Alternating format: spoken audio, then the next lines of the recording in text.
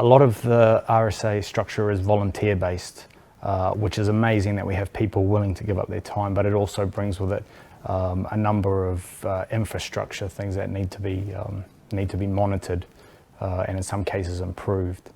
So the pilot scheme is basically a paid managerial role where I get to look at the infrastructure in the Waikato, the Bay of Plenty and King Country, and I get to see what improvements we can make, where we're going right, where we're going wrong, and where we want to go in the future.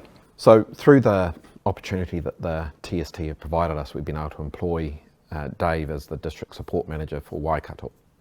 So that program is all about ensuring that we have a comprehensive network of support advisors throughout the area that he covers. So those support advisors are now actively going out and trying to find veterans. So the veteran community is fairly isolated, like to keep to themselves.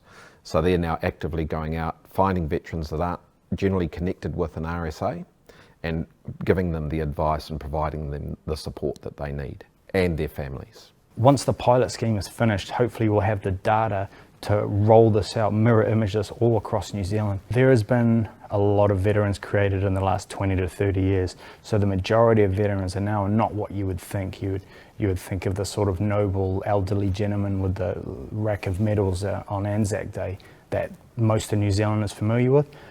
But most of the younger veterans are more low-key. A lot of them have a problem with the deployments they were on, probably based on the fact that in terms of enemy action, some of the deployments were relatively quiet compared to our World War I and probably Vietnam forebears. So they're not so, they're not so confident in coming forward as veterans.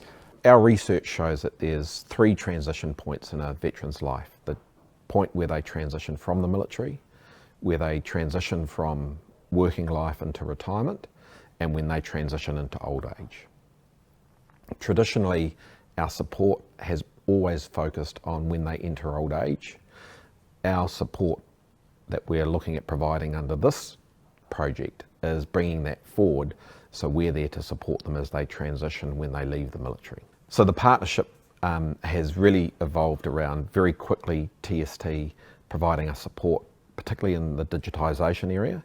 And here we're really talking about digital enabling, not transformation, and also in ensuring that we have a right person to be able to help our support network. Before I started this work, I had a little idea of what the support services did, but I kind of thought it was more along the lines of hearing aids and that traditional sort of thing. But what I've come to realise now after managing the district I'm managing, the RSA does a world of good for a lot of veterans and their families. Much more than is ever related in the media, much more than you would ever hear or see about unless you know the people involved. So part of the challenge is getting that message out, because if we lose that, there is no NGO in New Zealand that can do what the RSA does right now. As much as we would like there to be or have alternatives, or as much as we would like the government to take up that slack, they are not in a position to. Nobody is. That's why we have to get behind the RSA and we have to help them through this transition period.